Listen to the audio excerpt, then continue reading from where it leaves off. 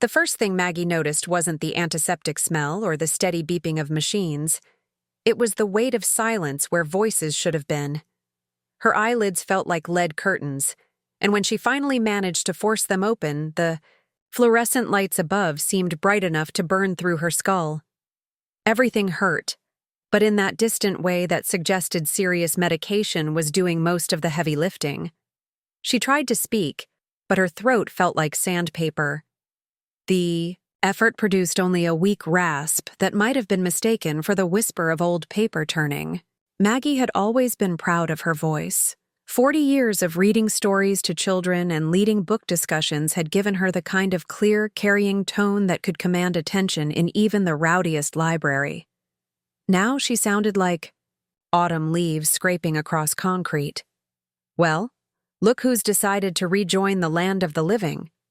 The voice came from the bed beside hers, warm and gravelly, with just a hint of an accent Maggie couldn't quite place.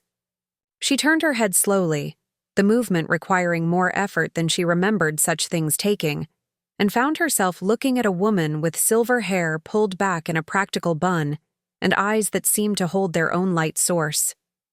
"I'm Rita," the woman continued, sitting up straighter in her own hospital bed. "Rita Gonzalez. And you, honey, have been giving everyone quite the scare."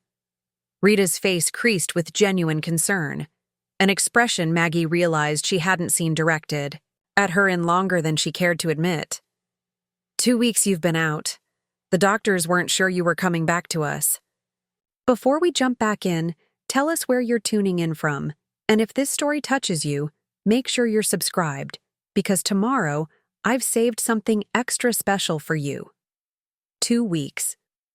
The words settled in Maggie's mind like stones, dropping into still water, sending ripples of confusion through her thoughts. She remembered feeling sick, the kind of bone-deep exhaustion that had made even climbing the stairs to her bedroom feel like scaling a mountain. She remembered calling Dr. Foster's office, remembered the nurse's voice growing sharp with concern when Maggie described her symptoms. But after that, everything dissolved into fever dreams and fragments. "The pneumonia really got its claws into you," Rita was saying, her voice gentle but frank. "They had to put you under completely just to get your lungs to cooperate. But here you are, proving all those worried faces wrong." Worried faces. Maggie tried to remember seeing any worried faces, but her family had been conspicuously absent from even her fever-addled memories. David lived in Phoenix now, of course, and Sarah was always busy with her marketing job and the children. Still, 2 weeks seemed like a long time for no one to.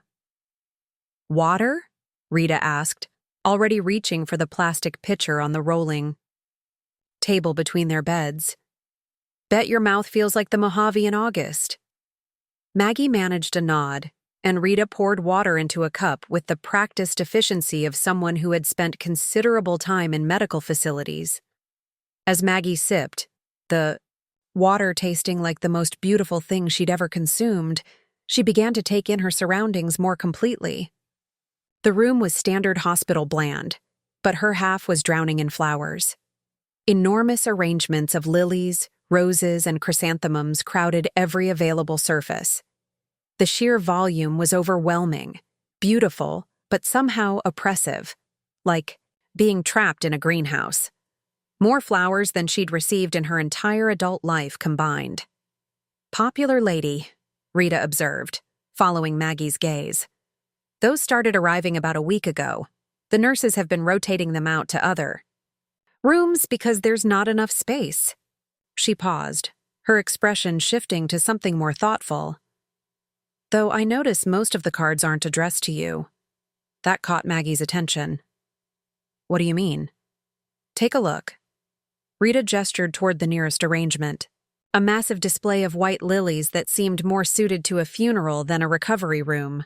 The card says, "With deepest sympathy for your loss." Who sends sympathy flowers to someone who's getting better? Maggie stared at the flowers with new understanding. White lilies, roses arranged in perfect formal displays. These weren't get-well bouquets, they were funeral flowers. Her chest tightened, and not from the lingering effects of pneumonia. That's not the strangest part, Rita continued, her voice dropping to a confidential whisper. I've been watching the staff, and honey, they've been acting mighty peculiar around you. Lots of hushed conversations that stop the minute they think someone's listening. Before Maggie could respond, the door opened, and Dr. Amanda Foster entered, clipboard in hand and the kind of brisk professionalism that suggested she had 17 other patients to see before lunch. But when she saw Maggie's open eyes, her entire demeanor shifted. Margaret. Dr. Foster's voice carried surprise, relief, and something else. Something that might have been discomfort. You're awake. How are you feeling? Like I've been hit by a truck, Maggie managed, her voice still rough but stronger than before. Rita tells me I've been out for 2 weeks. 14 days, to be precise. Dr. Foster moved to the bedside, checking monitors and making notes with the kind of focused attention that didn't quite mask her underlying tension. Your case was particularly severe. We had to use aggressive intervention to save your life. Maggie studied the doctor's face. She had known Amanda Foster for 3 years, ever since her first bout with respiratory issues had introduced them. Dr. Foster was normally direct to the point of bluntness, the kind of physician who believed patients deserved truth even when it was uncomfortable. But now she seemed to be choosing her words with unusual care. Dr. Foster, Maggie said, employing the voice she had once used to get truthful answers from teenagers who had been caught defacing library books. What exactly happened while I was unconscious? The doctor glanced toward Rita, then back to Maggie. Your family. There were some decisions that needed to be made. Medical decisions. And some other arrangements. What kind of other arrangements? Dr. Foster's clipboard became suddenly fascinating. Perhaps you should speak with your brother about that. David has been handling your affairs while you were incapacitated. Rita snorted. Handling her affairs? The woman's not dead. She's just been sick. The comment hung in the air like smoke from a doused fire. Dr. Foster's professional mask slipped just enough to reveal the discomfort beneath. I should let you rest. We'll run some tests this afternoon to assess your recovery progress. But as Dr. Foster reached the door, a young nurse entered, nearly colliding with her. The nurse, barely out of nursing school by the look of her, was carrying yet another flower, arrangement and checking a piece of paper. Oh, Dr. Foster, I have the discharge papers for the funeral arrangements, and I wanted to confirm. The words died in her throat as she noticed Maggie sitting up in bed, very much alive and alert. Her face went white. I thought, isn't she? Jennifer. Dr. Foster's voice carried a warning that could have frozen desert sand. Perhaps we could discuss this outside. But it was too late. The word hung in the room like a physical presence. Funeral. The nurse fled, Dr. Foster following with an expression that suggested several people were about to receive very unpleasant conversations. The door closed with a soft click that somehow sounded like the final piece of a puzzle falling into place. Maggie stared at the space where they had been standing, her mind working with the methodical precision that had made her an excellent librarian. Funeral arrangements, sympathy flowers addressed to her family, 2 weeks of unconsciousness with no family visitors. The pieces were forming a picture she didn't want to see clearly. Oh, honey, Rita said softly. I think we need to make some phone calls. Maggie turned to look at her roommate. This woman who had shown her more genuine concern in 10 minutes than she had received from her own family in months. Rita's eyes held understanding and a growing anger that seemed to burn just beneath her carefully controlled surface. Yes, Maggie said, her voice growing steadier with each word. I think we do. Outside their window, Cedar City was going about its business under the clear Utah sky. People were living their lives, making plans, caring for each other in the ways that family was supposed to care. But in this hospital room, surrounded by funeral flowers and the echoes of arrangements made for a woman they assumed would never wake up. Maggie began to understand that some betrayals were so profound they changed everything that came after. The machines continued their steady beeping, marking the rhythm of a life that was supposed to have ended, but stubbornly refused to cooperate with everyone else's plans. Rita was already reaching for the phone on the bedside table before Maggie had fully processed what they were about to do. The older woman's movements held the kind of purposeful determination that suggested she had navigated more than her fair share of family crises. "What's your home number, honey?" Rita asked, positioning the phone where they both could hear. "Time to find out exactly what your loving family has been up to while you've been fighting for your life." Maggie recited the numbers with hands that trembled slightly. Whether from lingering illness or growing dread, she couldn't say. The phone rang once, twice, then her own voice answered from the machine she'd installed after retirement when the silence of her empty house had become too pronounced to ignore. "You've reached Margaret Thornfield. I'm unable to come to the phone right now, but please leave a message and I'll return your call as soon as possible." The irony wasn't lost on her. She truly had been unable to come to the phone, though not for the reasons most callers would assume. What followed was a cascade of voices that made her stomach drop with each successive message. "Margaret, this is Helen from the church auxiliary. I'm so sorry for your family's loss." "Miss Thornfield, this is James Murphy. You helped my daughter with her college applications. I just wanted to say how much you meant to our family." "Maggie, it's Carol from the library board. I can't believe you're gone. The memorial service sounds lovely." Memorial service. The words hit like a physical blow. Rita reached over and squeezed Maggie's hand as the messages continued, each one a small funeral in itself, each caller speaking about her in the past tense with the casual finality of completed grief. By the time the machine finished playing 17 messages, Maggie felt as though she were listening to her own obituary being read aloud by a chorus of mourners. People who had known her, worked with her, been helped by her, all convinced she was dead and responding accordingly. "Well?" Rita said with the kind of controlled fury that suggested she was choosing her words very carefully. "I've seen some family dysfunction in my time, but this takes the damn cake." Before Maggie could respond, there was a gentle knock at the door. Mrs. Chen, her elderly neighbor, peered around the frame with the careful uncertainty of someone entering a hospital room. In her arms was a canvas bag bulging with what appeared to be several days' worth of mail. "Margaret?" Mrs. Chen's voice held wonder and confusion in equal measure. "But I thought David said you had—" She trailed off, staring at Maggie as though she might be a particularly vivid hallucination. "Hello, Mrs. Chen," Maggie managed, her voice still rough but gaining strength. "I'm very much alive, as you can see." Mrs. Chen set the mailbag down with hands that shook slightly. "Oh, my dear, I don't understand. Your brother told me you had passed.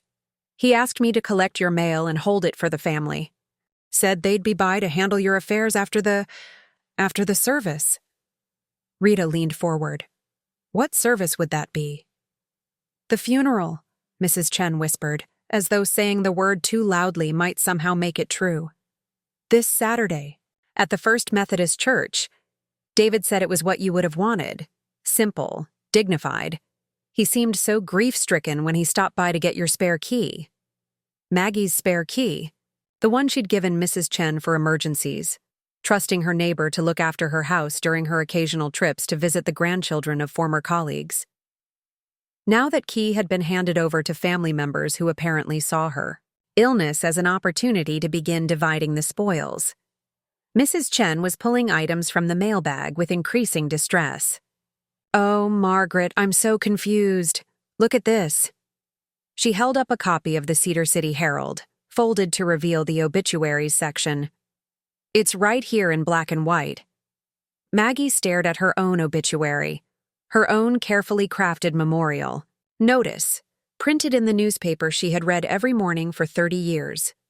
The photograph was one from her retirement party at the library, where she was smiling with the kind of forced cheer people maintained for official occasions. The text was brief, clinical, mentioning her years of service to the community and listing David and Sarah as her surviving family members. Margaret Elizabeth Thornfield, 67, passed peacefully after a brief illness. Rita read aloud, her voice dripping with disgusted amazement. Passed peacefully. They couldn't even be bothered to visit you in the hospital, but they know exactly how peacefully you died. Mrs. Chen continued pulling items from the bag.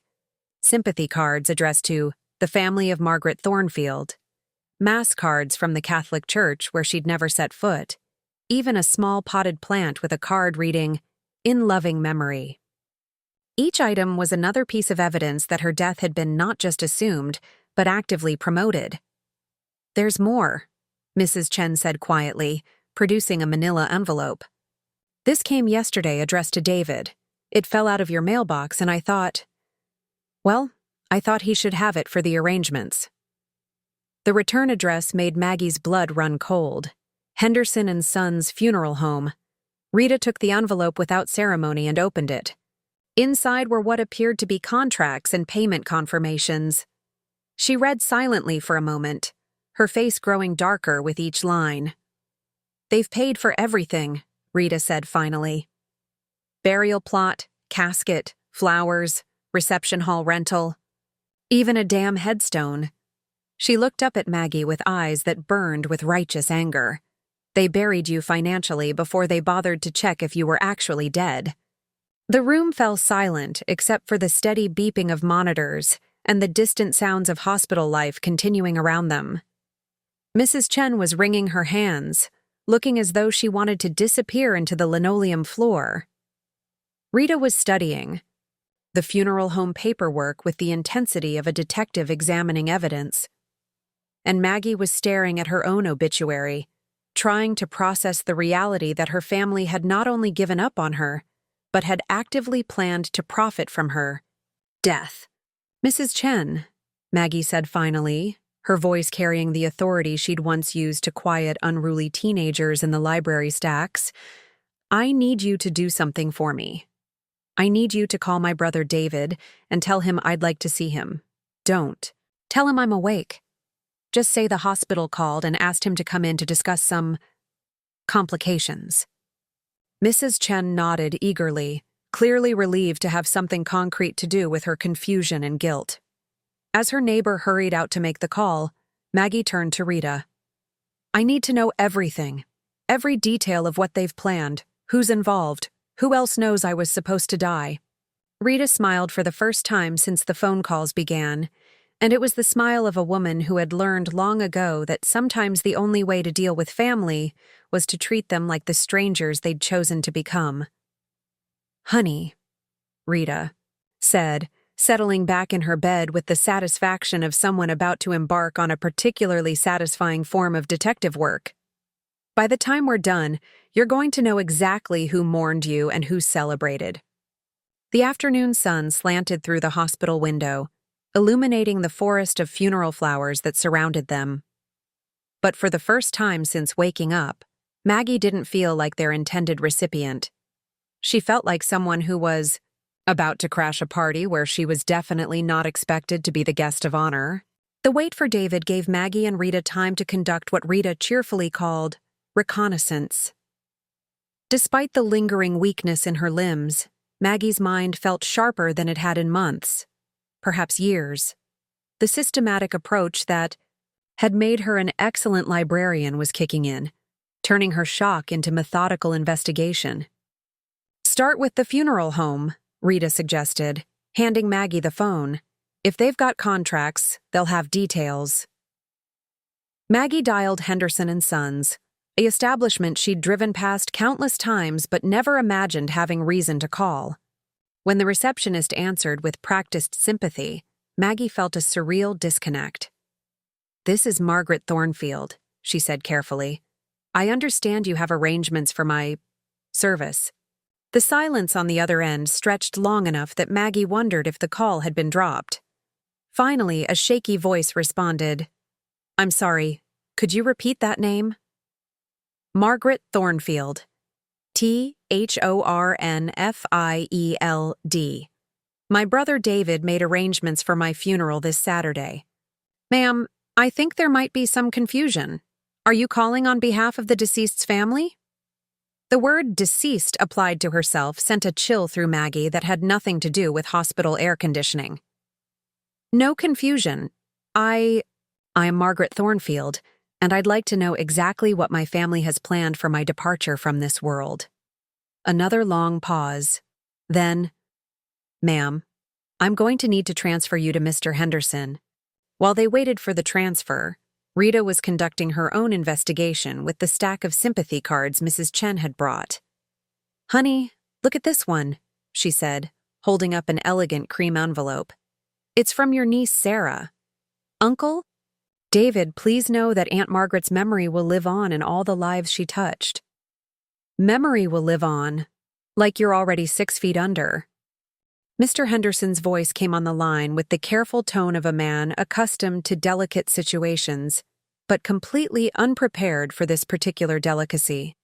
"Miss Thornfield, I have to say, this is highly unusual. Your brother was quite specific about the arrangements, and we've already prepared, well, everything." "What exactly is everything?" "Viewing tomorrow evening, service Saturday at 11, graveside following. We've coordinated with First Methodist for the service, Silva's florist for the arrangements, and the country club for the reception. The casket has been selected, mahogany with brass fittings, quite dignified, and the headstone ordered. Beloved sister and aunt, she lives on in the books she loved." Maggie nearly dropped the phone. They had chosen her epitaph, her final words to the world, and they had reduced her to a cliché about books, as if 40 years of education and community service could be summarized by her profession. "And the cost of all this?" she managed to ask. "Approximately $18,000. Your brother paid in full yesterday, said he wanted everything handled properly for family peace of mind." After hanging up, Maggie stared at Rita with the expression of someone who had just discovered her own life was worth exactly $18,000 in funeral expenses. "He paid for my entire death yesterday, while I was lying here recovering." "That son of a—" Rita caught herself glancing around the hospital room. "That man needs a serious education in what family actually means." The phone rang before Maggie could respond. Rita answered with her newly appointed role as Maggie's investigative partner. "Margaret Thornfield's room." "Yes, she's here." "Who's calling?" Rita's eyebrows rose. "Pastor Morrison from First Methodist? Of course, hold please." She handed Maggie the phone with an expression that suggested this conversation might be illuminating. "Miss Thornfield?" Pastor Morrison's voice carried surprise, confusion, and something that might have been relief. "Dr. Foster asked me to call. She said there were some concerns about Saturday's service that needed to be addressed." "Pastor Morrison, I understand you're planning to bury me this Saturday." "Well, that is to say, your brother made all the arrangements. He seemed quite certain about the circumstances." Pastor Morrison's voice carried the strain of a man realizing he might have agreed to conduct a funeral for someone who was very much alive. "He brought your medical records, said you had passed peacefully in your sleep." Preparing and narrating this story took us a lot of time, so if you are enjoying it, subscribe to our channel. It means a lot to us. Now back to the story. Medical records. Maggie felt something cold settle in her stomach. "What medical records?" "Documentation of your passing. I always require proper certification before conducting services. David had everything in order: death certificate, hospital verification." "Pastor Morrison, I am very much alive. I'm speaking to you from my hospital bed right now." The silence that followed was so complete Maggie could hear the pastor's breathing. When he finally spoke, His voice carried the careful tone of someone navigating a theological crisis. Miss Thornfield, I need to be very clear about something. If what you're telling me is true, then I've been preparing to conduct funeral services for a living person based on fraudulent documentation. That appears to be exactly what's happening. I need to speak with Dr. Foster immediately. And I think I need to have a very serious conversation with your brother about the nature of truth and Christian responsibility. After Pastor Morrison hung up, promising to call back after consulting with both Dr. Foster and his own conscience, Maggie found herself staring at the ceiling with the growing realization that her family's betrayal was even more systematic than she had imagined. Rita had been listening to both sides of the conversation with increasing indignation. Fraudulent death certificate? Honey, that's not just family dysfunction, that's criminal fraud. Before Maggie could respond, there was a knock at the door. Sarah appeared in the doorway, looking like a woman who had been crying recently and expected to cry again soon. She carried a small bouquet of daisies, the kind of informal arrangement that seemed almost apologetic compared to the funeral displays, crowding the room. Aunt Maggie? Sarah's voice was barely above a whisper. Mrs. Chen called Dad and said there were complications, and I thought... She stopped mid-sentence, staring at Maggie sitting upright and clearly alive. Oh my God. Hello, Sarah. Maggie kept her voice level, though she was studying her niece's face for any hint of surprise versus guilt. I understand you've been busy planning my memorial. Sarah's face crumpled. She moved to the chair beside Maggie's bed like a woman walking toward her own execution. We thought. Dad said the doctors told him. He said you weren't going to. She stopped, pressing her hands to her face.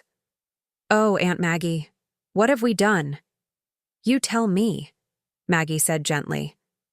What exactly have you done? Through tears. Sarah began to paint a picture that was somehow worse than what Maggie had already discovered. The family meeting 3 days ago where David had announced her imminent death. The division of her possessions, her books going to Sarah's children, her jewelry distributed among the female relatives, her furniture allocated based on need and want. Even her car had been promised to Sarah's teenage son. We signed papers, Sarah whispered. Dad had everything drawn up by his lawyer, power of attorney, estate transfers, all of it.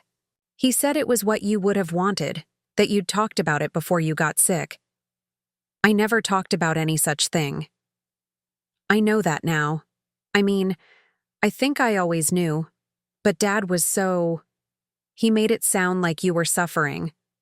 Like this was merciful, and I wanted to believe him because it was easier than admitting we hadn't been good family to you. Rita leaned forward from her bed. How many people knew about these arrangements? Sarah wiped her eyes with the back of her hand. Everyone. All the cousins, Uncle Martin and Aunt June. Even some of the neighbors. Dad sent an email to the Yapai whole family list. He said it would be better to handle everything efficiently rather than draw out the grief. Efficiently.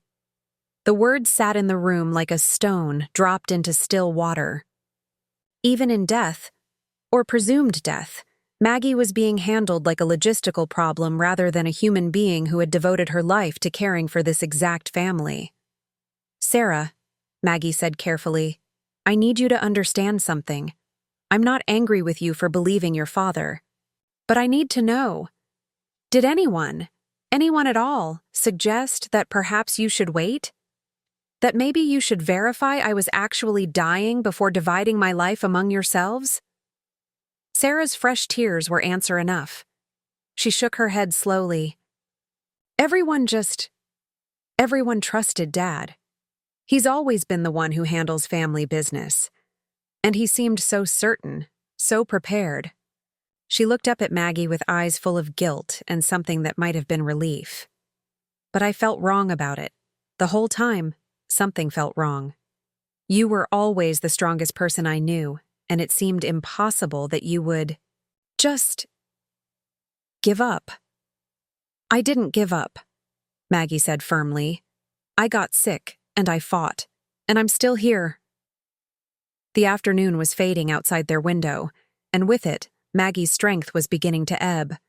But her mind remained clear, focused, on the growing understanding that her family's actions weren't just the result of poor communication or unfortunate assumptions. This was systematic, deliberate, and legally documented. Sarah, she said, I need you to make a choice. Your father will be here soon, and when he arrives, he's going to find a situation he's not prepared for. You can stand with him and continue, pretending this was all a terrible misunderstanding, or you can stand with the truth.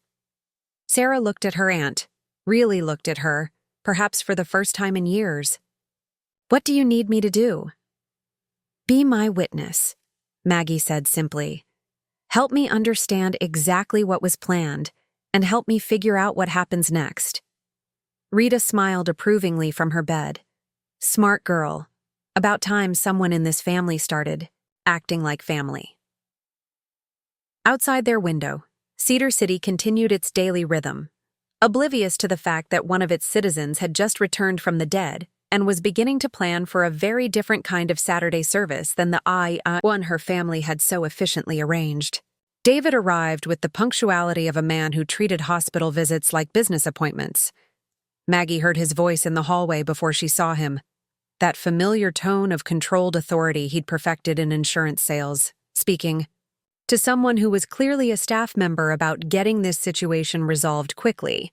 Sarah had chosen to stay, positioning herself in the corner chair like a woman preparing to witness either a miracle or an execution. Rita had pulled her bedside curtain partially closed, creating the illusion of privacy while maintaining a clear view of the proceedings. When David walked through the door, his expression moved through several phases in rapid succession: professional concern, confusion, shock, and finally a kind of calculating assessment that made Maggie's skin crawl. This was the look he'd given their parents' estate when they died, the expression of a man determining how to minimize complications and maximize efficiency. Maggie. His voice carried the carefully modulated tone he might use with a client who had filed an unexpected claim. Mrs. Chen said there were complications, but she didn't mention you were. He gestured vaguely at her sitting upright and clearly alive. Awake? Breathing? Not dead? Maggie's 40 years of dealing with difficult patrons had taught her the value of letting people finish their own uncomfortable sentences. The doctors said your condition was... They indicated that recovery was highly unlikely. David moved to the foot of her bed, maintaining the kind of physical distance that suggested he was still processing whether this conversation was actually happening. Dr. Foster said my condition was critical. She never said I was dying, David. There's a significant difference. David's mouth tightened.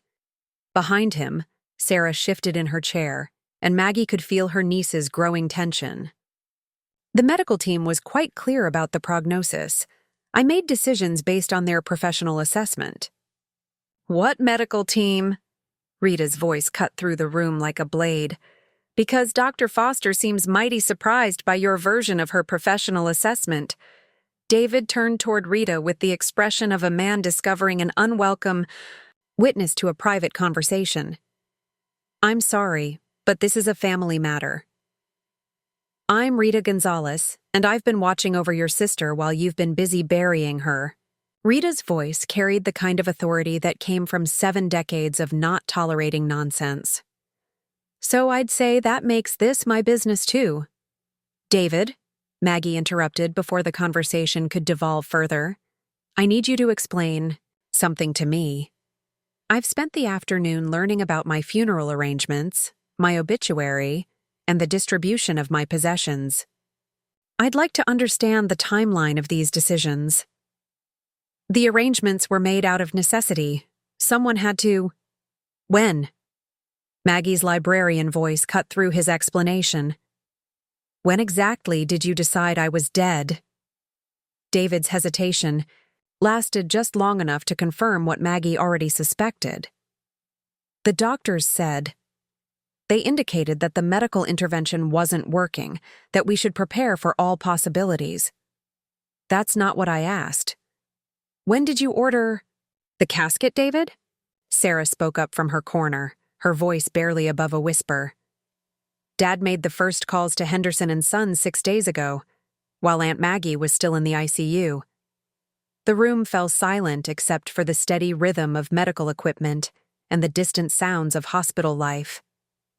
David's face had taken on the color of old concrete, and his hands were clenched at his sides with the tension of a man whose carefully constructed narrative was collapsing. 6 days ago, Maggie repeated.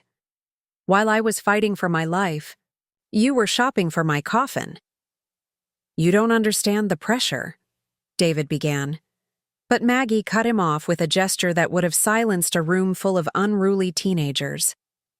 Help me understand. Explain to me how a man arranges his sister's funeral while she's still breathing. Before David could answer, the door opened again, and 3 more family members entered. David's wife Janet, their son Michael, and Maggie's cousin Patricia. They moved into the room with the subdued air of people arriving for a wake, clearly unprepared for the sight of Maggie sitting upright and engaged in animated conversation. Janet recovered first, her social conditioning kicking in. Maggie, oh my goodness, David said you were. We thought. She trailed off, looking to her husband for guidance that he was clearly unprepared to provide.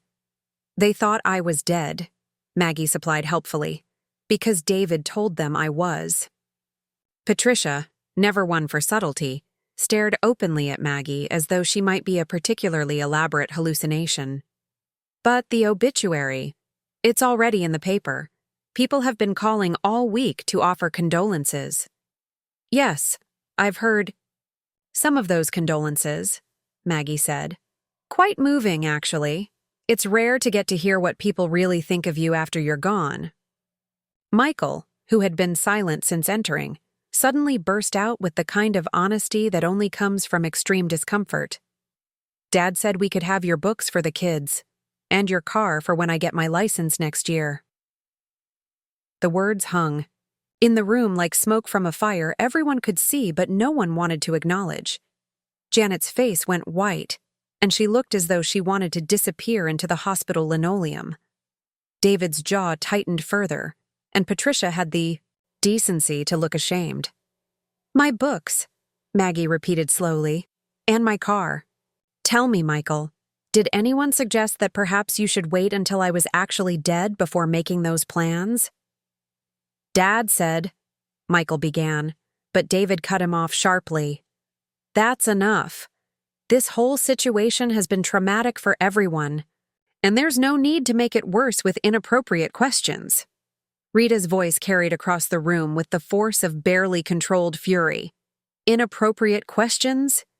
The woman wants to know why her family carved up her life like a Thanksgiving turkey while she was unconscious. Seems like a pretty appropriate question to me. You need to understand, Janet said, her voice taking on the pleading tone of someone desperate to restore normalcy. We were trying to handle everything properly. David was trying to spare everyone the pain of a prolonged situation. Situation, Maggie repeated. Is that what I am? The family members exchanged glances that spoke volumes about conversations they'd had outside this room. Conversations about inconvenience, about logistics, about the complications that Maggie's extended illness might cause for their own lives. Patricia cleared her throat with the air of someone making a difficult confession. We had a meeting last Sunday to discuss arrangements and practical matters. Practical matters. Well, yes, your house, your belongings, the financial aspects. David said you wouldn't want us to struggle with details while grieving. And did anyone at this meeting suggest that perhaps you should confirm I was actually dying before dividing my estate? The silence that followed was answer enough. David's insurance training finally kicked in, and he attempted to regain control of the narrative. Maggie, you're clearly upset, and understandably so. but decisions had to be made based on the medical information available at the time. What medical information, specifically? The doctors said, "Which doctors? Names, David. Specific. Conversations with specific medical professionals who told you I was dying." David's hesitation stretched long enough that even his own family began to shift uncomfortably. Finally, Dr. Foster appeared in the doorway as though summoned by the conversation itself. "I'm sorry to interrupt," Dr. Foster said, her professional demeanor barely concealing what appeared to be significant anger. "But I need to clarify something. Mr. Thornfield, you mentioned to Pastor Morrison that you had medical documentation confirming your sister's death. There may have been a misunderstanding." "A misunderstanding." Dr. Foster's voice carried the kind of precision that suggested she was choosing her words very carefully to avoid saying things that might violate professional ethics. "Mr. Thornfield, at no point did any member of my medical team provide you with documentation stating that your sister had died. Because she hadn't died. She was critically ill, yes, but at no point was she declared deceased." The family members were now staring at David with expressions ranging from confusion to growing horror. Michael looked as though he was finally understanding that the car he'd been promised belonged to a living person. Janet was studying her husband as if seeing him clearly for the first time. "So the death certificate you showed Pastor Morrison," Dr. Foster continued, "where exactly did that come from?" David's silence filled the room like smoke from something toxic burning. Sarah stood up from her chair, her movement sharp enough to draw everyone's attention. "Dad," she said, and her voice carried a mixture of disbelief and dawning understanding. Did you fake medical documents?" "It wasn't fake," David said quickly. "It was preparatory, in case, for when." "For when I died," Maggie finished. "You created fake death certificates in advance, just in case." The room erupted in overlapping voices, Janet demanding explanations, Patricia expressing shock, Michael asking if he was still getting the car. But Maggie was watching David's face, seeing the man she had raised after their parents died, the boy she had sacrificed her own young adulthood to nurture and educate. "David," she said, and her voice cut through the chaos with the authority of someone who had spent decades managing difficult situations. "Look at me." He met her eyes reluctantly, and in that moment, Maggie saw not malice, but something that might have been worse: complete emotional detachment. He had planned her funeral not out of hatred, but out of the same efficiency he brought to insurance claims processing.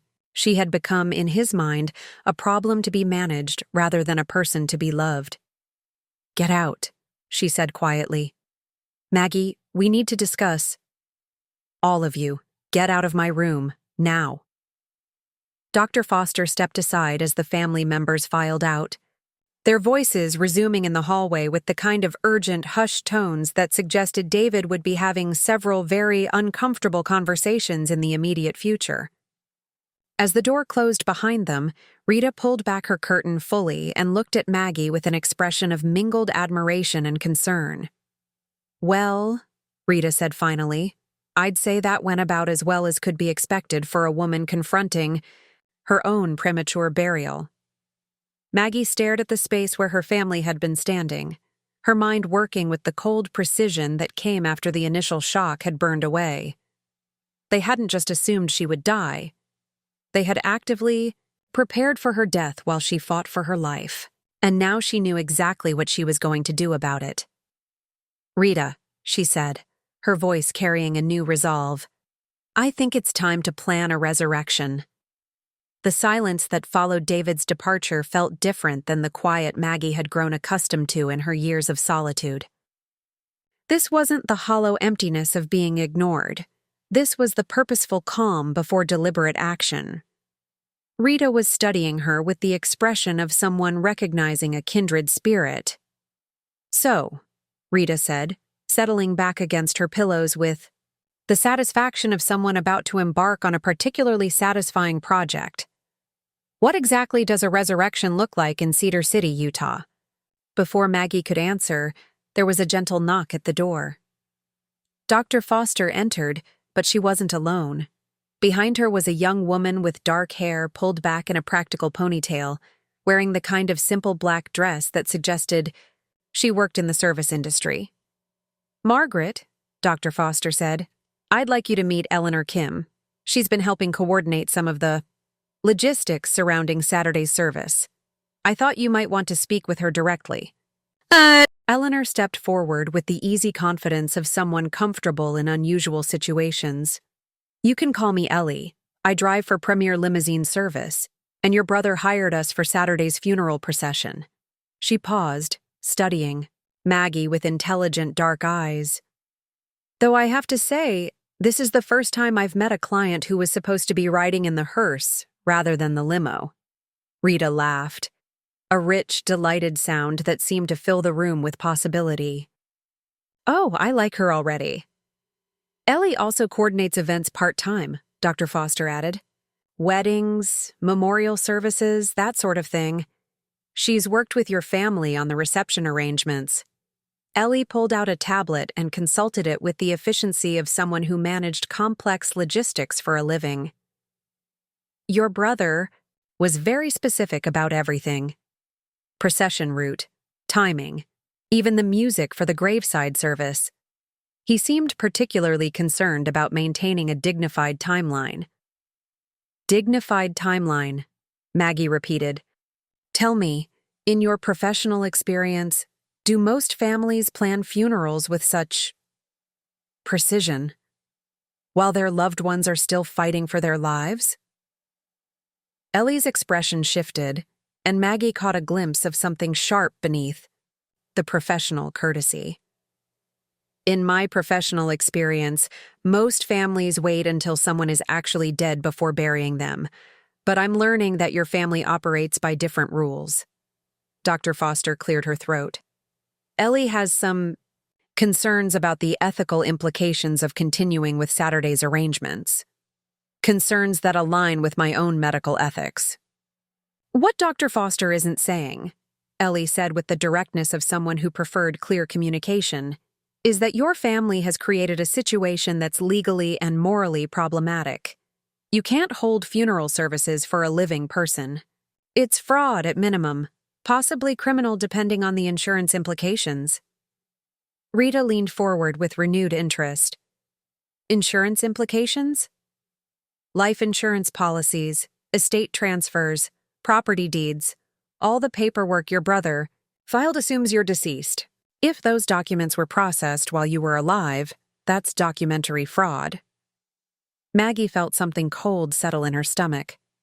David handles insurance for a living. He would know exactly what constitutes fraud.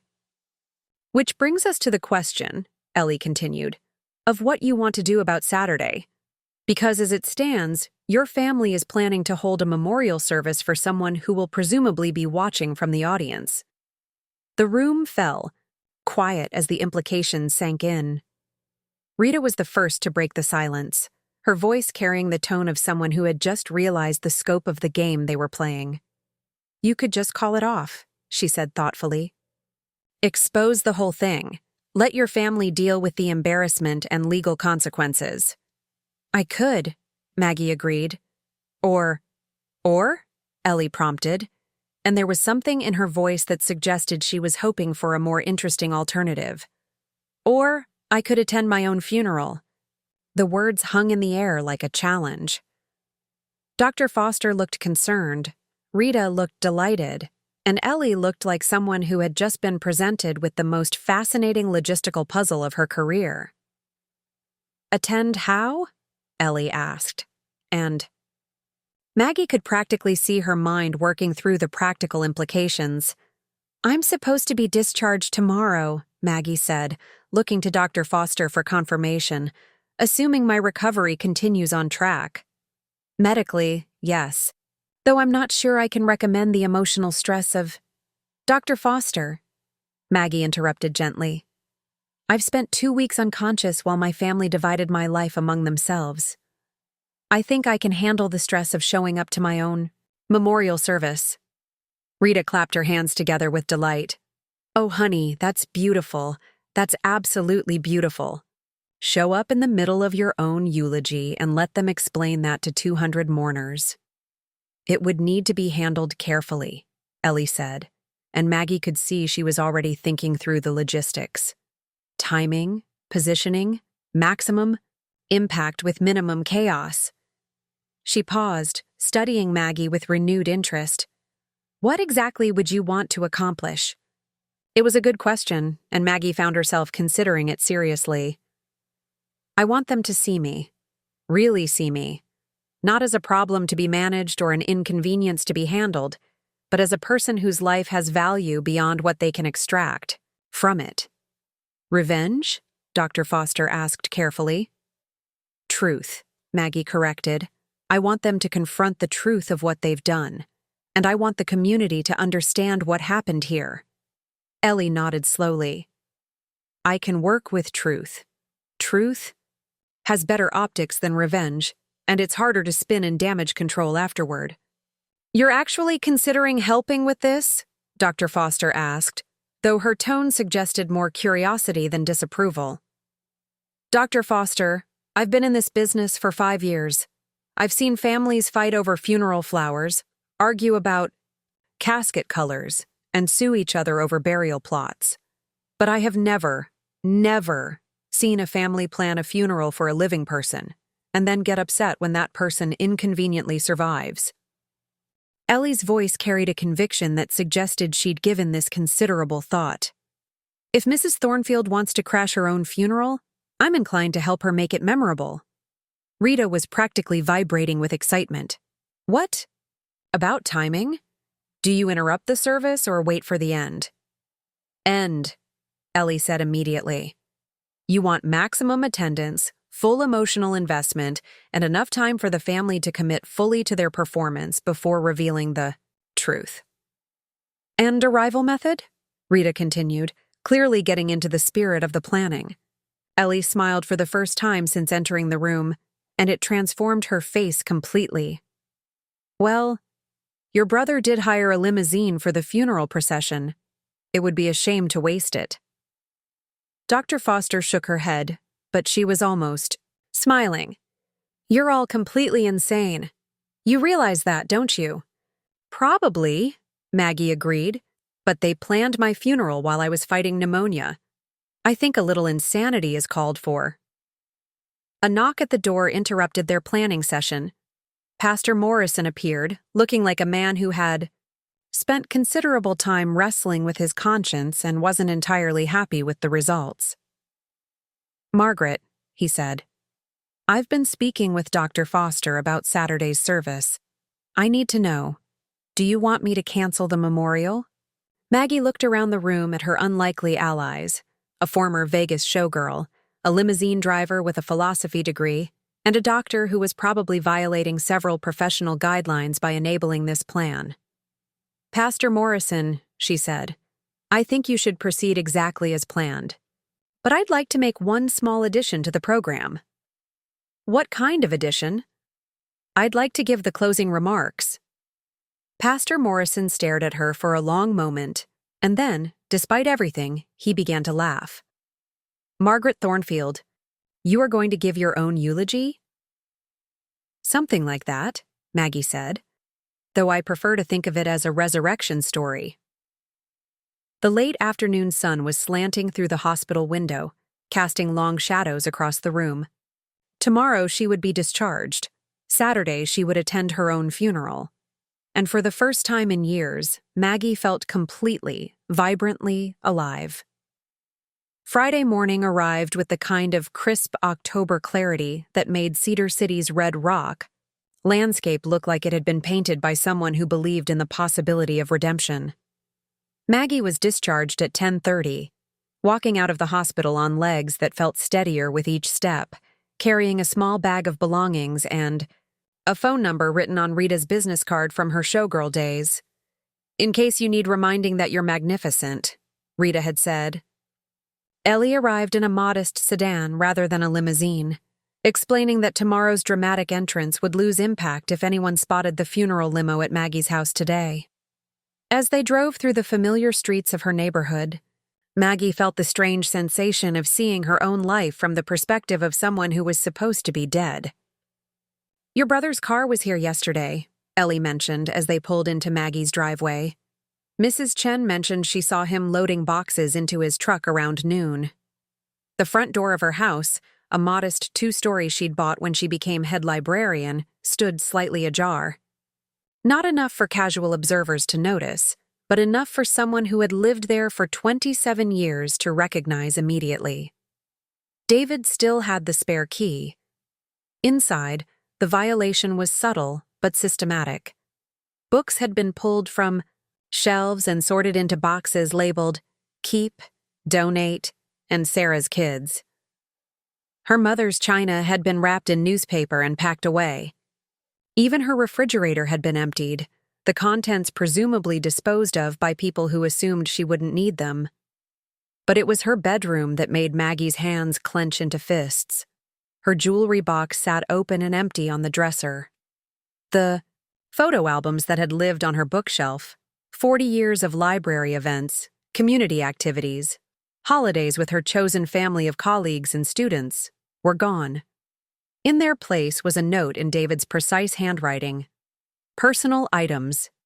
Distributed per family discussion. Bastard, Ellie said quietly, reading over Maggie's shoulder. Efficient bastard, but still a bastard. Maggie moved to her closet, where the clothes David hadn't deemed worth taking still hung in neat rows. She touched the sleeve of a navy dress she'd worn to her retirement party. Elegant, dignified, appropriate for a woman who had spent her career in public service. Then her fingers moved to something else, a dress she'd bought but never worn, emerald green silk that had seemed too bold, too vibrant for her careful library life. That one, Ellie said, noticing the direction of her gaze. Definitely that. One. It's too much. People will think you look alive. Which, given the circumstances, seems like exactly the point. They spent the next hour going through the house systematically, Maggie reclaiming pieces of her life while Ellie took notes on what had been taken. The theft was comprehensive. Not just valuables, but photographs, letters, anything that represented Maggie's connections to the world beyond her family. "Your brother is thorough," Ellie observed, photographing the empty spaces where Maggie's possessions had been. This wasn't grief-motivated pack-up. This was estate liquidation. The sound of a car in the driveway interrupted them. Through the front window, they watched Sarah get out of her minivan, moving with the uncertain steps of someone approaching a house that might be haunted. "Should I stay?" Ellie asked. "Please." Sarah knocked before entering, as though the house belonged to someone else now.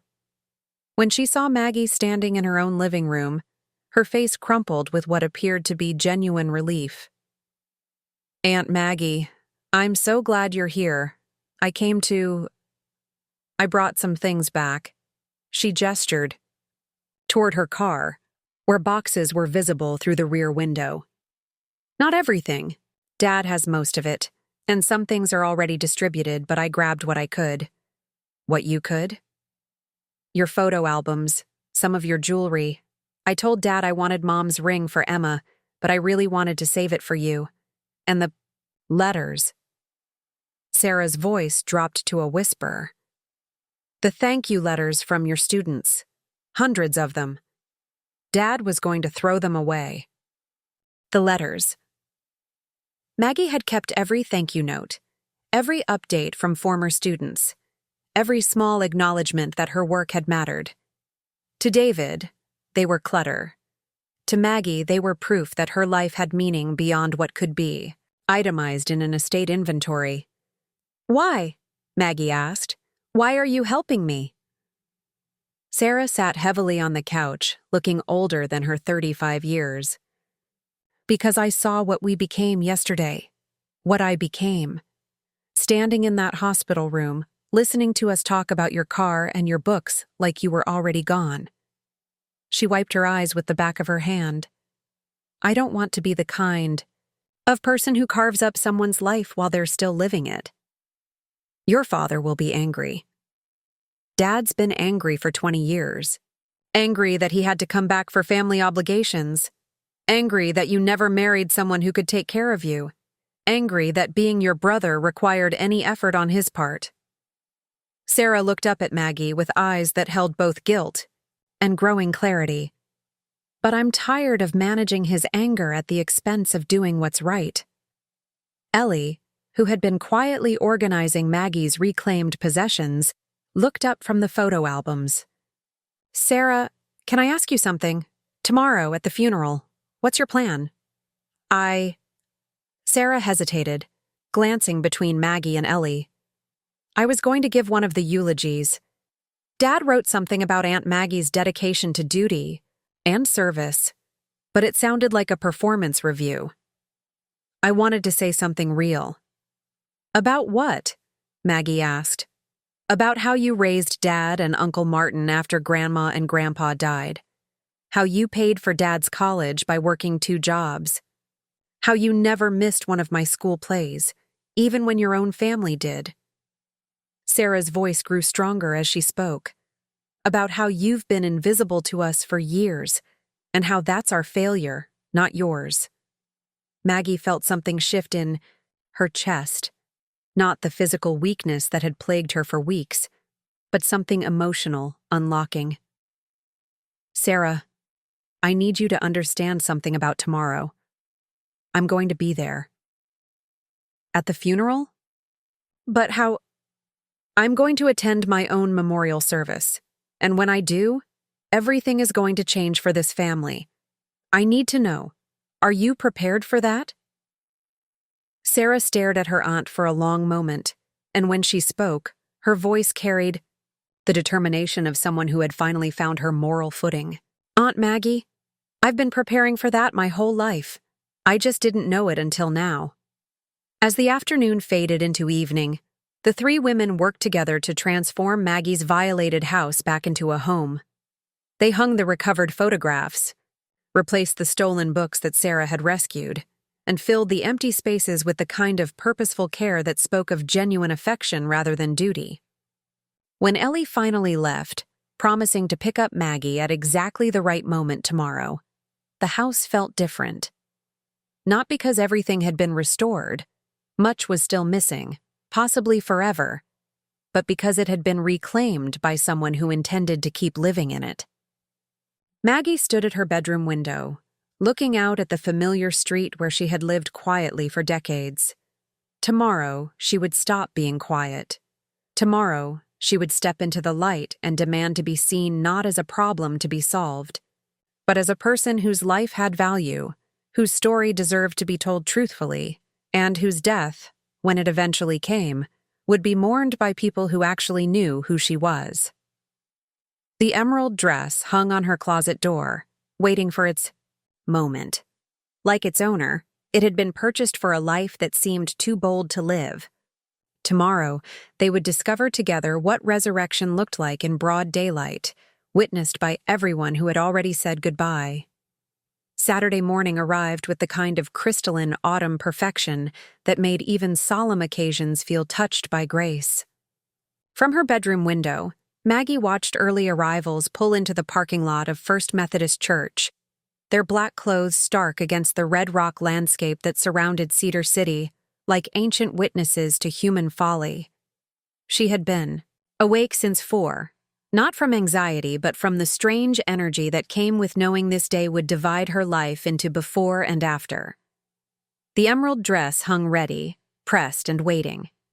In 2 hours, according to Ellie's carefully choreographed timeline, the funeral of Margaret Thornfield would begin without Margaret Thornfield.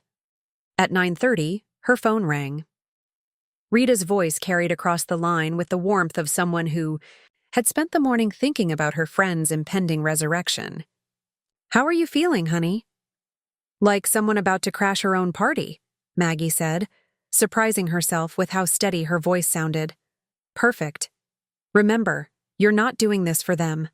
You're doing it for you and for everyone who ever cared about the real Margaret Thornfield.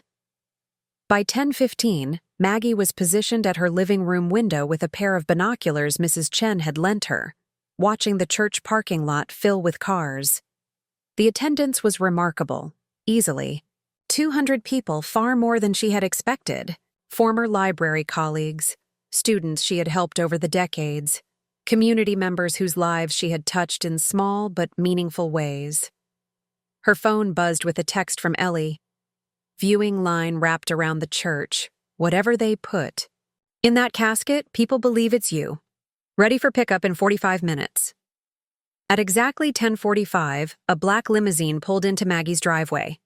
Not the hearse David had rented, that was presumably already at the church, but a sleek sedan with tinted windows that would conceal its passenger until the precisely planned moment of revelation. Ellie emerged from the driver's seat wearing a black chauffeur's cap and an expression of barely contained excitement. "Mrs. Thornfield, your chariot awaits." The ride to the church took 12 minutes, during which Ellie provided running commentary on the logistical perfection of their timing. Service started right on schedule. Pastor Morrison opened with remarks about celebrating a life well lived. Your brother should be starting his eulogy in about 10 minutes. They parked 2 blocks away, close enough to hear the church bells but far enough to avoid detection. Through the car's sound system, Ellie had patched in a frequency that allowed them to hear the service proceedings, a technical capability that Maggie decided not to question. David's voice came through the speakers with the measured cadence of someone delivering a prepared presentation. Margaret dedicated her life to service, duty, and the betterment of our community. She understood that family means sacrifice, that love is demonstrated through responsibility rather than sentiment. Maggie felt something cold settle in her stomach. Even in death, or presumed death, David was rewriting her story to fit his own narrative of efficient obligation. She never married, choosing instead to devote herself entirely to her profession and her family. Her legacy lives on in the countless students she guided and the family she helped raise. Never married, choosing instead, Maggie repeated, as if every choice I made was about sacrifice rather than living my own life. Want me to drive through the church wall right now? Ellie asked, only half joking. Not yet. Let's see what else they have to say about my life. The next voice was Sarah's, and the difference in tone was immediately apparent. My Aunt Margaret was not just dutiful. She was joyful.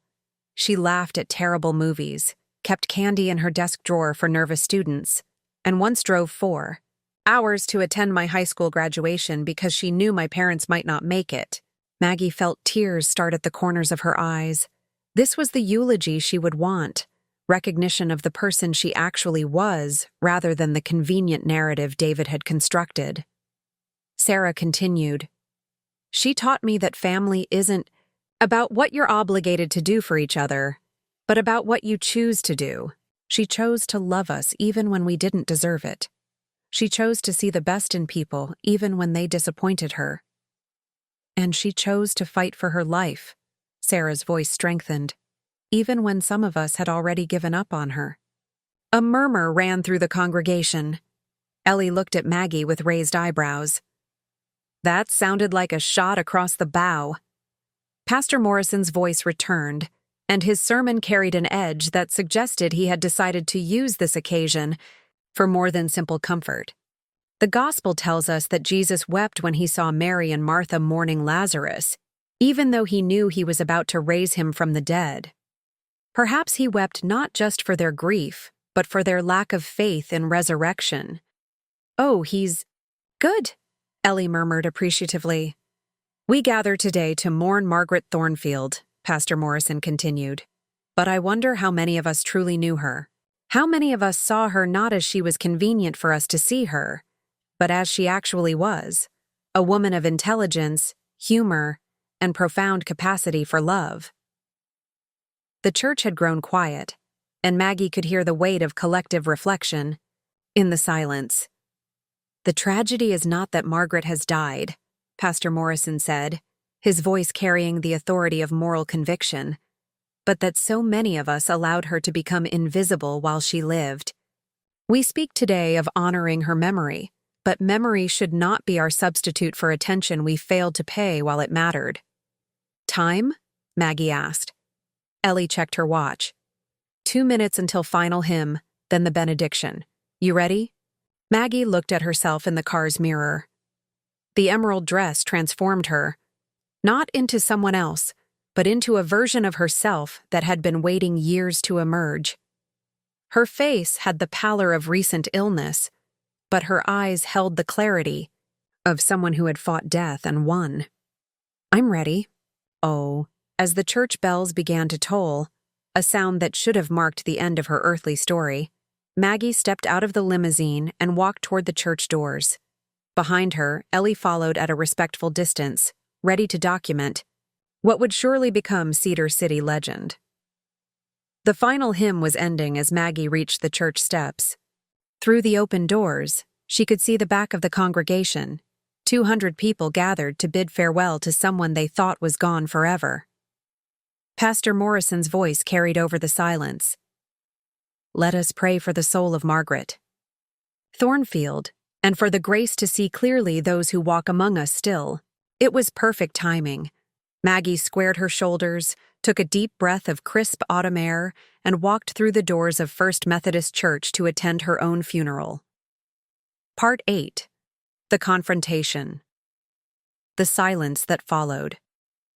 Maggie's entrance stretched like a held breath. 200 people turned in their pews with the slow, synchronized movement of a congregation, witnessing something that challenged the fundamental order of reality. The emerald dress seemed to catch every ray of light filtering through the church's stained glass windows, making her appear luminous against the sea of black-clad mourners. Pastor Morrison's face went through several expressions in rapid succession. Shock, recognition, and then something that might have been profound relief.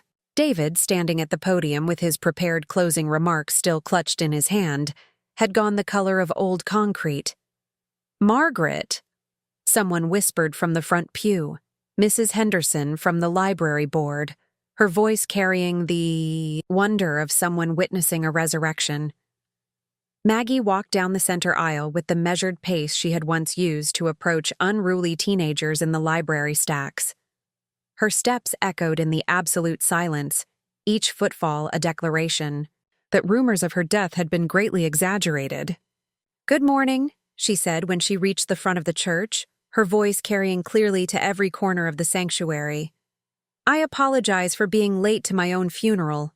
Traffic was terrible.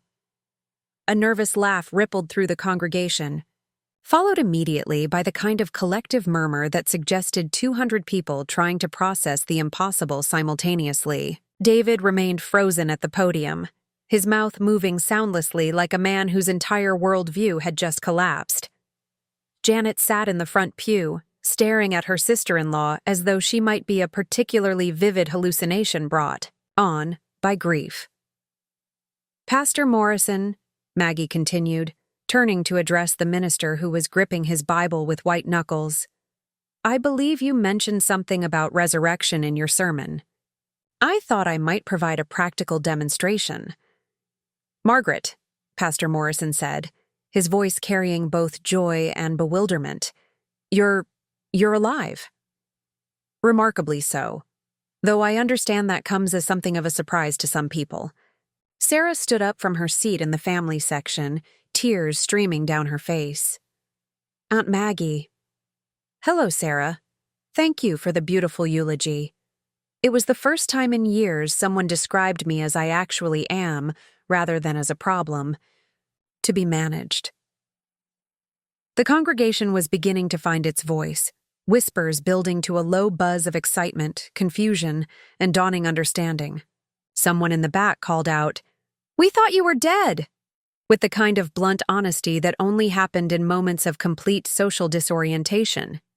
Yes, I gathered that from the flowers, the obituary, and the rather extensive funeral arrangements.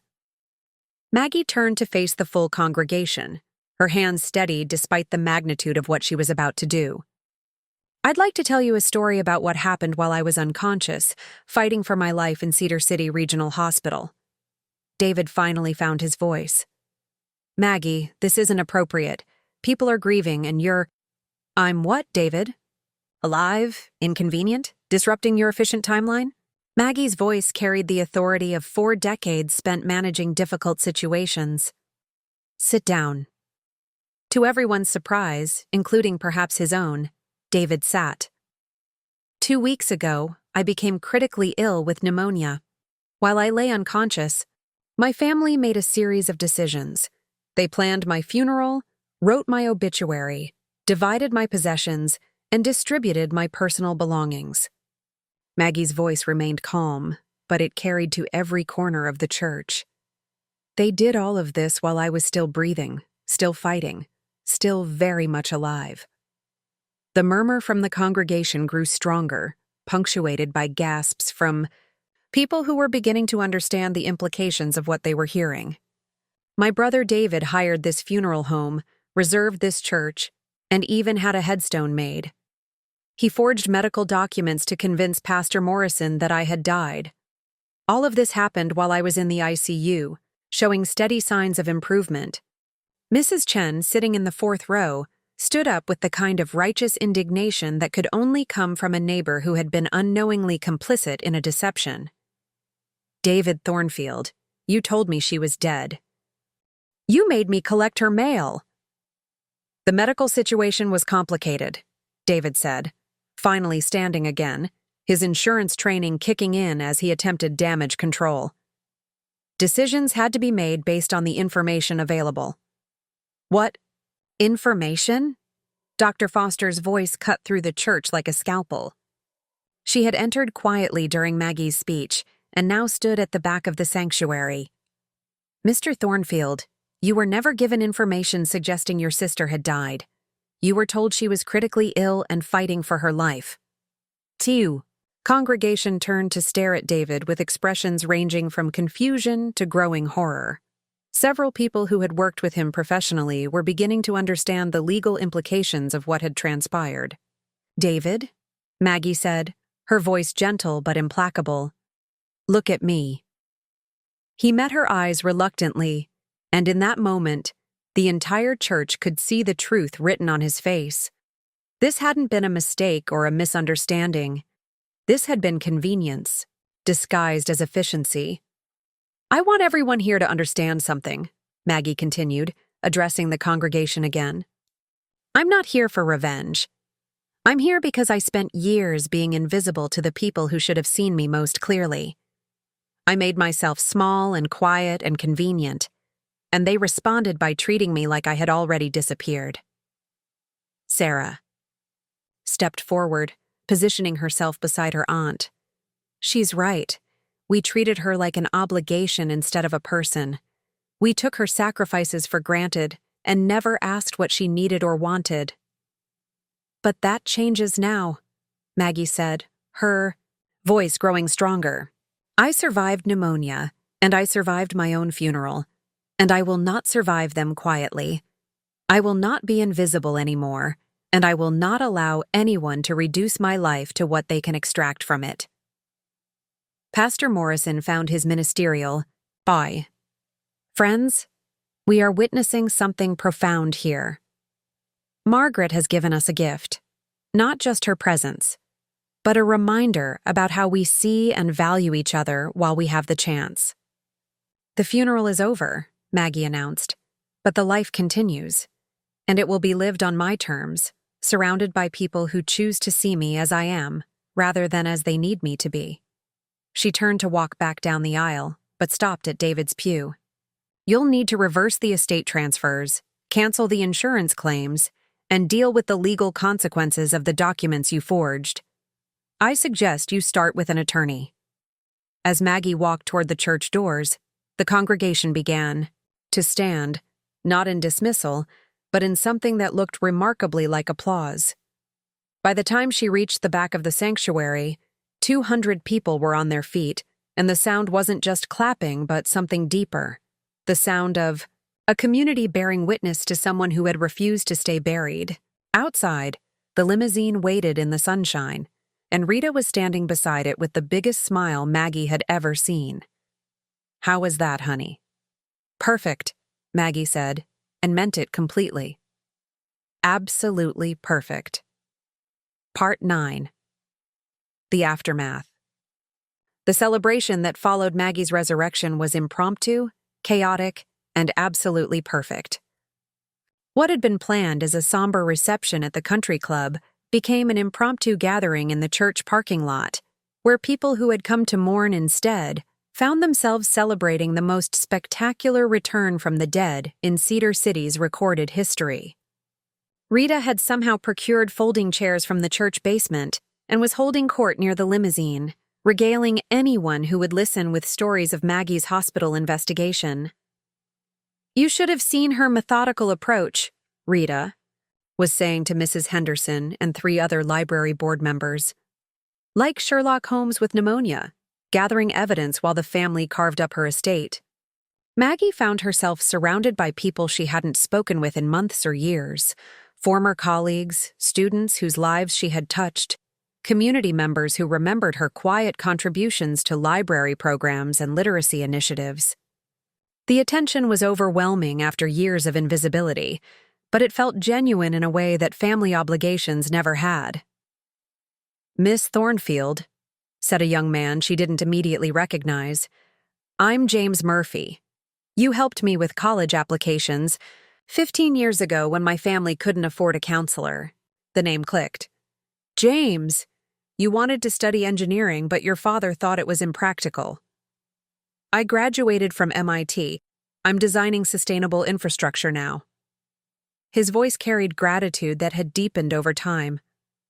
"I tried to find you after graduation to thank you, but your family said you preferred not to be contacted." Maggie felt something cold settle in her stomach. "My family said what?" "Your brother David. He said you were very private about former students reaching out, that it made you uncomfortable." Around her, other conversations were revealing similar stories. A former library patron mentioned being told Maggie was too busy to attend a community literacy award ceremony held in her honor. A reading group she had started years ago had been informed she was unavailable for their anniversary celebration. Sarah appeared at Maggie's elbow, her face pale with growing understanding. "Aunt Maggie, we need to talk. Privately." They moved to a quiet corner of the parking lot, away from the celebrating crowd. Sarah's hands were shaking as she pulled out her phone. "I've been getting calls since the service ended," Sarah said. "From people Dad told not to bother you anymore. People you taught, helped, worked with. He's been systematically cutting off your connections for years." "What do you mean?" "Remember when you got sick 3 years ago? That bad flu that kept you home for 2 weeks?" Sarah's voice was barely above a whisper. "Dad told everyone you were declining and didn't want visitors. He said you found social interaction exhausting and preferred to be left alone." The pieces clicked into place with devastating clarity. Maggie's increasing isolation hadn't been natural aging or retirement adjustment. It had been deliberately orchestrated. "He was managing your life like he manages everything else," Sarah continued. "Efficient, minimal maintenance, reduced complications. He convinced everyone that caring for you meant leaving you alone." Before Maggie could respond, she spotted David across the parking lot, standing beside his car with his phone pressed to his ear. Even from a distance, his body language suggested damage control calls. Janet and Michael stood nearby, looking like people who weren't sure which family member they should be supporting. "I need to know everything," Maggie said. "Every event. I missed every person who was turned away, every connection that was severed. It'll take time to unravel. But Maggie," Sarah caught herself. "Aunt Maggie, I think there are legal implications. Interference with relationships, financial elder abuse, maybe more." Dr. Foster approached, having apparently been listening to similar revelations from other community members. "Margaret, I think you should know. Several people have mentioned trying to reach you through your family during medical emergencies or deaths. They were told you were too fragile to handle. Sad news. Mrs. Patterson from your book club died last year, added Mrs. Chen, who had joined their conversation. Her daughter tried to tell you about the funeral, but David said you were having health issues and couldn't handle the stress. Maggie felt the full scope of her brother's control settling over her like a cold fog. He hadn't just assumed her death. He had been systematically killing her social life for years, isolating her under the guise of protection. He made me disappear gradually, she said, the understanding bringing with it a mixture of rage and clarity. Today was just the final step. Pastor Morrison appeared, still looking somewhat shell-shocked from the morning's events. Margaret, I owe you an apology. Your brother convinced me years ago that you preferred minimal church involvement, that public recognition made you uncomfortable. I should have checked with you directly. Pastor, you trusted a family member speaking for someone's preferences. That's not unreasonable. But it was wrong, and I'm not the only one who was misled. Pastor Morrison's voice carried the weight of someone discovering his complicity in a larger deception. I've been fielding calls since the service. Your brother seems to have been very proactive in managing your social connections. Ellie joined their growing circle, having finished securing the limousine. I hate to interrupt, but there's something you should see. She held up her phone, showing a local news website. Cedar City woman attends own funeral is trending on social media. The video has been shared 3,000 times in 2 hours. Video? Someone live-streamed the service. Your entrance and speech are going viral. Ellie's expression was part admiration, part concern. This is bigger than Cedar City now. News stations are calling. The magnitude of the situation was beginning to sink in. What had started as personal confrontation with her family had become a public story about elder abuse, family manipulation, and the courage to demand visibility. There's more, Ellie continued. I've been getting calls from other families, people saying this story reminds them of their own situations with elderly relatives being managed by family members. Rita approached, having finished her impromptu storytelling session. Honey, you've started something. People are talking about how they treat their own family members, questioning assumptions they've made about what elderly relatives want or need. As the afternoon wore on, the impromptu celebration evolved into something more purposeful. Contact. Information was exchanged, plans were made, connections were reestablished. Former students promised to stay in touch. Community members invited Maggie to events they had assumed she wouldn't want to attend. But perhaps most significantly, Sarah spent 2 hours on her phone, systematically calling people who had been told to leave Maggie alone. Each conversation revealed another layer of David's manipulation, another relationship that had been severed for Maggie's own good. The reading group wants to know if you'd like to restart your monthly meetings, Sarah reported after one call. They've been meeting informally for 3 years, hoping you'd eventually feel well enough to rejoin.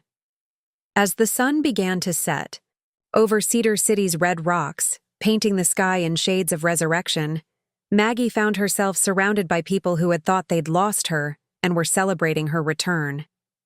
But more than that, she was surrounded by people who were seeing her, really seeing her, for the first time in years. What happens now? Rita asked as the crowd began to thin. Maggie looked around at the community she was rediscovering, at the niece who had chosen truth over family loyalty, at the friends who had been waiting years for permission to care about her again. Now, she said, we build something better, something real.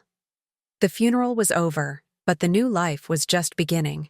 And this time, it would be lived entirely on her own terms, surrounded by people who chose to see her as she was, rather than as someone else needed her to be. David's car had disappeared from the parking lot hours ago, but Maggie found she didn't care where he had gone. She had more important things to do than worry about someone who had spent years trying to make her invisible. After all, she had. A life to live, loudly, visibly, and with the full attention of people who had been waiting far too long to welcome her back from the dead.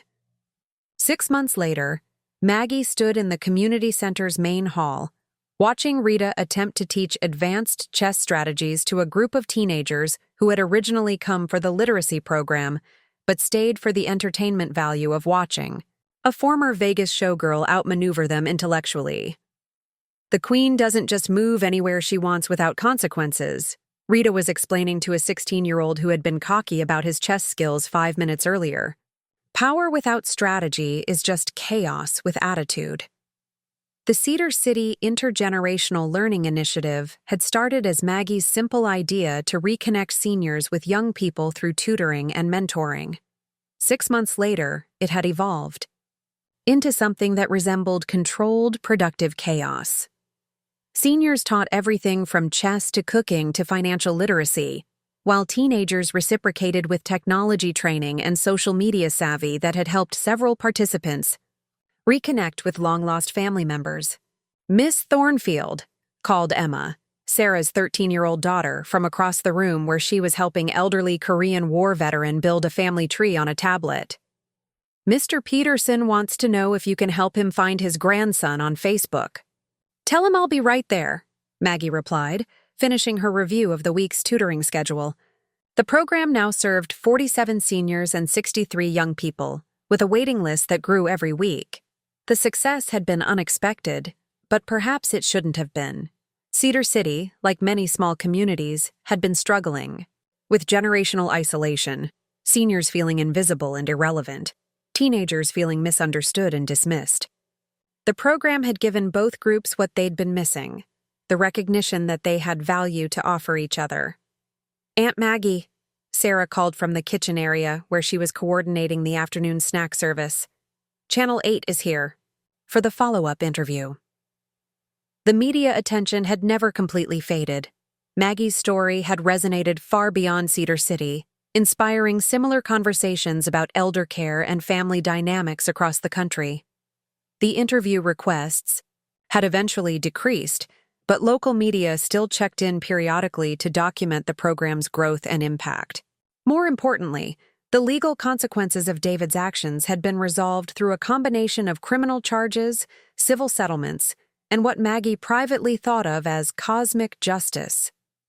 David had faced fraud charges for the forged medical documents, had been required to make financial restitution for the estate transfers, and had lost his insurance license pending an ethics investigation. The family reputation he had been so concerned with maintaining lay in ruins, though Maggie found she felt more pity than satisfaction about his downfall. 5 minutes until the reporter arrives, Sarah continued. Do you want to change clothes? Maggie looked down at her practical jeans and a sweater Rita had given her. Emerald green, naturally, because Rita believed in the power of signature colors. I think this represents the real me better than anything David would have considered appropriate. The past 6 months had been a process of rediscovering who she was when she wasn't trying to be convenient for other people. The woman who emerged was bolder, funnier, and more socially adventurous than the quiet librarian who had spent years making herself small. She had opinions about local politics, strong feelings about book banning, and a newly discovered talent for organizing community events that brought people together across generational and cultural lines. Mrs. Thornfield? A young man with a camera approached, probably the news crew Sarah had mentioned. I'm Marcus Chen from Channel 8. We spoke on the phone about the program's 6-month milestone. Of course, though I should mention that this isn't really my program anymore. It belongs to everyone who participates. As they set up for the interview, Maggie noticed Ellie arrive with Pastor Morrison, both of them carrying boxes that appeared to contain supplies for the evening's special event. Tonight was the program's first formal graduation ceremony, recognizing both seniors who had completed technology training and teenagers who had finished life skills courses. Margaret, Pastor Morrison said, setting down his box and moving to greet her. I brought the certificates and the reception decorations, though I have to say, this event has grown beyond anything we planned in the church basement 6 months ago. The program had indeed outgrown its modest beginnings. What had started as informal tutoring sessions in church meeting rooms now occupied significant space in the community center, had attracted funding from state education grants, and had inspired similar initiatives in 3 neighboring towns. "Pastor, do you ever regret that sermon about seeing people while they're alive?" Maggie asked, thinking back to the funeral day that had started everything. "Never. Though I admit I didn't expect it to result in a viral social movement and a complete reorganization of community volunteer services." The interview went smoothly, focusing on the program's impact rather than the dramatic circumstances of its inception. Marcus asked thoughtful questions about intergenerational learning, community building, and the practical benefits of pairing seniors' experience with younger people's energy and technological skills.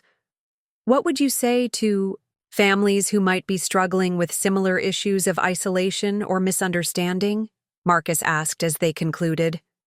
Maggie thought for a moment, watching Rita help a teenage boy master a chess opening while across the room, a 90-year-old former teacher patiently explained fractions to a girl who had been struggling with math. "I'd say that love isn't about making decisions for people. It's about making space for them to make their own decisions. And sometimes the most loving thing you can do is ask someone what they actually want instead of assuming you already know." As the news crew packed up their equipment, the evening's graduation ceremony participants began arriving. Maggie watched Sarah direct traffic and coordinate logistics with the efficiency she had inherited from her father, but applied with the genuine care she had learned from watching her aunt's relationships.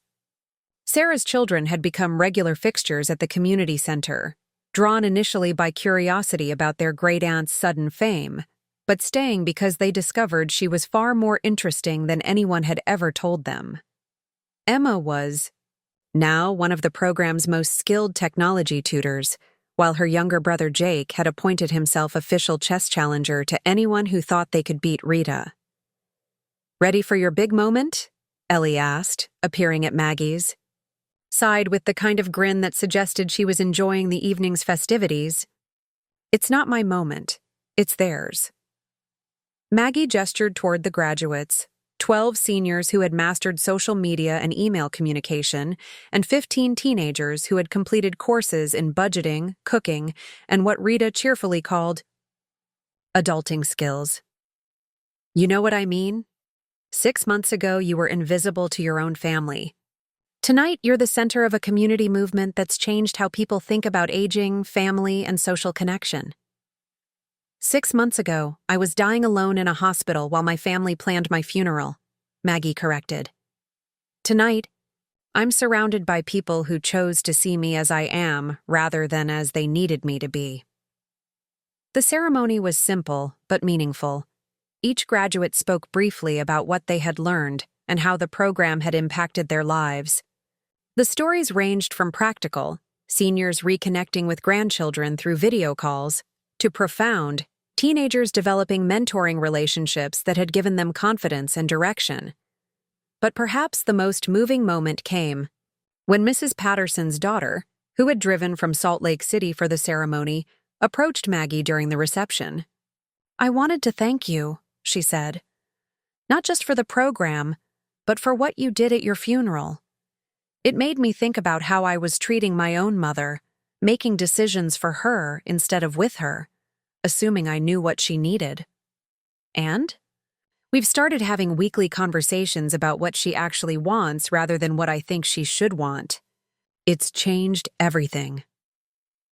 As the evening wound down and people began to leave, Maggie found herself in the community center's kitchen with her core team: Rita, Sarah, Ellie, Pastor Morrison, and Dr. Foster, who had become the program's unofficial medical advisor.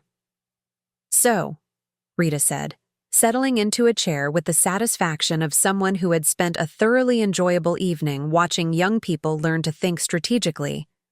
"What's next?" "Next?" Maggie asked. "Don't give me that innocent look. I've watched you operate for 6 months. You've got something brewing." Maggie smiled, recognizing that Rita knew her better than her own family ever had. "The state education department." Wants us to develop a curriculum that other communities can adopt. They're talking about funding pilot programs in 10 towns. Expansion, Ellie said approvingly. I like it. And, Maggie continued, I've been contacted by 3 publishing companies who want me to write a book about intergenerational programming and community building.